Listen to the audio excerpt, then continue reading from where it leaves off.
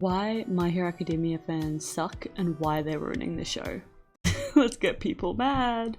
Alright, let's just go back to the beginning, and for anyone that doesn't know, My Hero Academia is a popular anime. It's just completed its manga series. The anime is still ongoing with new episodes coming out like every week. The show itself is pretty innocent. It's basically like high school kids becoming heroes.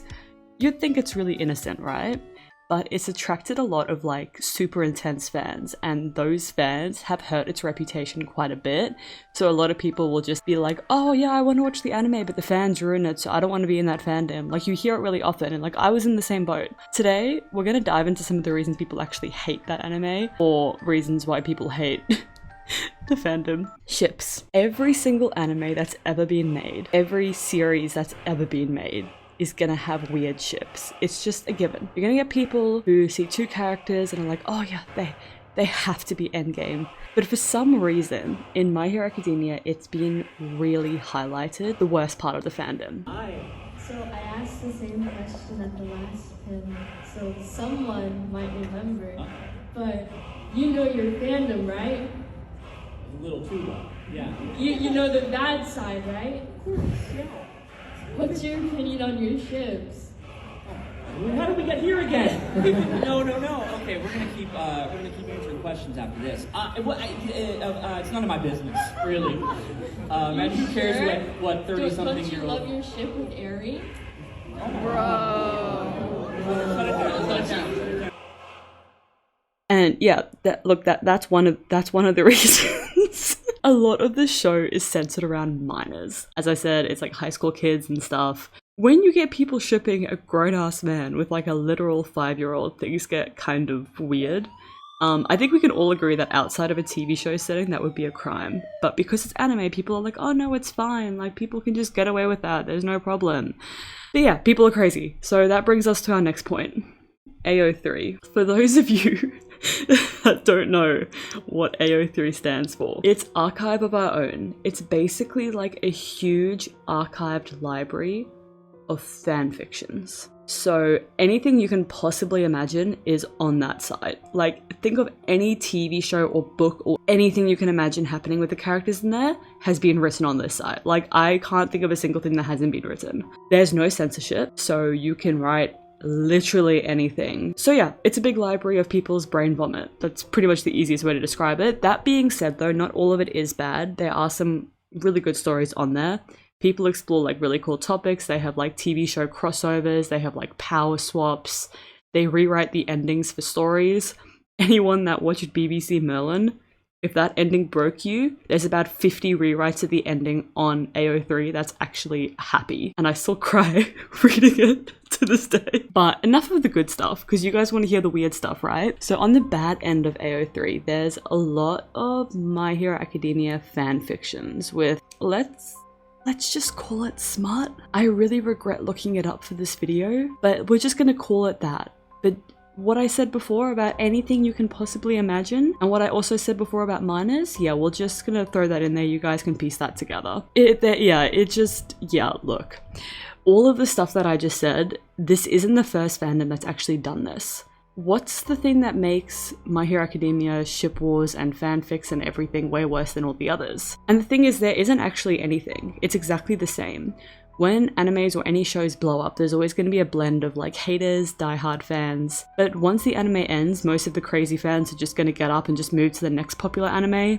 And yeah, I'm foreshadowing there, but let's be honest, we can already see it. Like, bro. Now to the actually insane part. Yeah, that part wasn't the worst part. All the stuff with the fanfics is like crazy. Like, that's obviously really bad, but that's kind of more like tucked away. If you want to read those kind of things, you kind of have to go out and look for it. This part you don't. So TikTok has seen insane sides of this fandom, and I'm 100% convinced that most of the weird stuff that people have seen has happened through TikTok.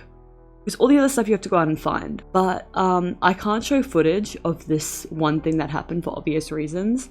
But if you've been in this fandom, you would know about the Bakugo poster incident. I don't even want to describe it. It's just so bad. But a video basically went viral, featuring a poster of Bakugo, which is a normal poster, and a tampon. And you guys could put the rest together, but this is not the first fandom that this has happened to either. So just keep that in mind, and it's definitely not going to be the last. Very unfortunately, but it's not going to be the last. Now, if we're going to keep going into the TikTok era, oh, it was such a dark time. It was such a dark time. We'll talk about we'll talk about the pregnancy next. Yeah, you heard that, right. A TikTok user, I'm not going to give their handle because I don't want them to get hate, but they basically were convinced that they were pregnant with Todoroki's child. Yeah, you know, the 15-year-old that's in the show? Yeah. Yeah, that led to a phase where people basically just started living out their fantasies with the characters that they liked. So there were pregnancies, I think there were multiple. So there was that, there was people got married to the characters that they liked.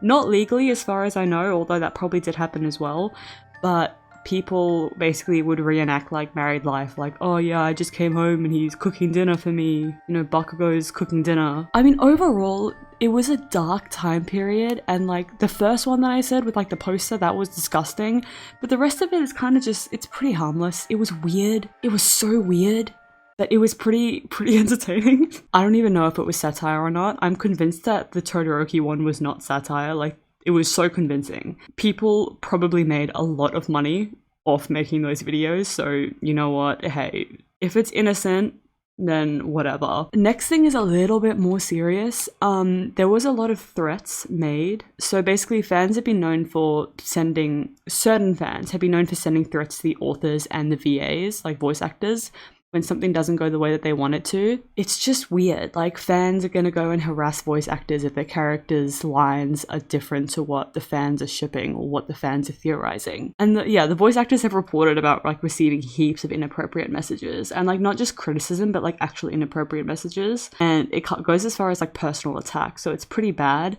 The same thing happened to the creator of the anime, Horikoshi. I hope I'm saying that right. Yeah, they received like extreme death threats and like stuff just because they wrote scenes, arcs, and characters different to how other people wanted them. Cosplays.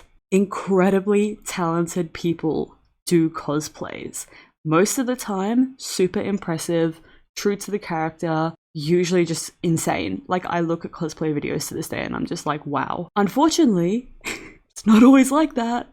And there's been heaps of cases of like inappropriate depictions of characters, because a lot of these characters are written as minors and people have just made inappropriate cosplays of them, and it's just gross. And the other thing is, most of these conventions are family friendly, and that kind of gets a bit ruined when cosplays that look like they belong in the bedroom are just strolling around. Yeah, I said it, I'm gonna get cancelled, but honestly, it's just weird, man. Like, there's kids there and you're not even sticking to the character. Like, I have so much respect for cosplays, but geez, just stick in character. But one of the biggest cosplay scandals was actually about a character named Overhaul. So some cosplayers have used like props and costume elements that resemble medical or disability related imagery to represent this character, like prosthetic devices, medical themed accessories, and some fans found it super offensive and like insensitive. I don't know that much about that character, but I will say that looking at Overhaul, I would not think to use medical equipment to cosplay, bro. I don't know. It's not a good choice, but it's just, yeah. So yeah, that's the My Hero Academia fans. Now, when I started this anime, I was super skeptical, like I said at the beginning. I spent months debating whether it's worth watching because the fans just scare me. But I decided to just do it, and I'm happy I did. The anime itself is great, especially the latest season. Is written well, characters are explored a lot, they have great character arcs, and the plot keeps you on edge like all the way through. Like, it's written really well. But if you've been debating on whether or not to watch the anime because of the fandom, I'd say just go for it. Try to ignore them where you can. Now, a point that I mentioned earlier is super valid now. My Hero Academia fans have a bad rep because of their extreme and toxic behavior.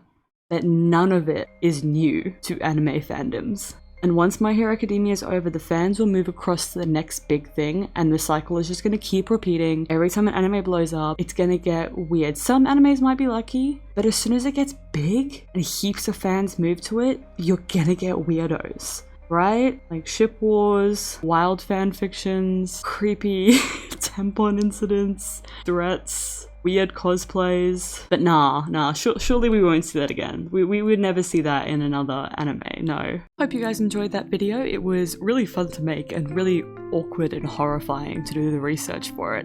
There's a lot of stuff that I didn't address in this video, so in the comments below just drop down the weirdest thing that you found out about this fandom or about any anime fandom. It's just crazy what fans do, like it's insane. If you guys enjoyed that video and if you're new here, I really appreciate you popping in.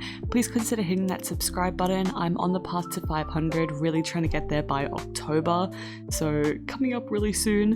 So if you guys can help me get there, that would be amazing. We're past halfway there, just need that little bit more. So yeah, have the best week guys, stay safe, make good choices, and I'm going to clear my search history. Bye!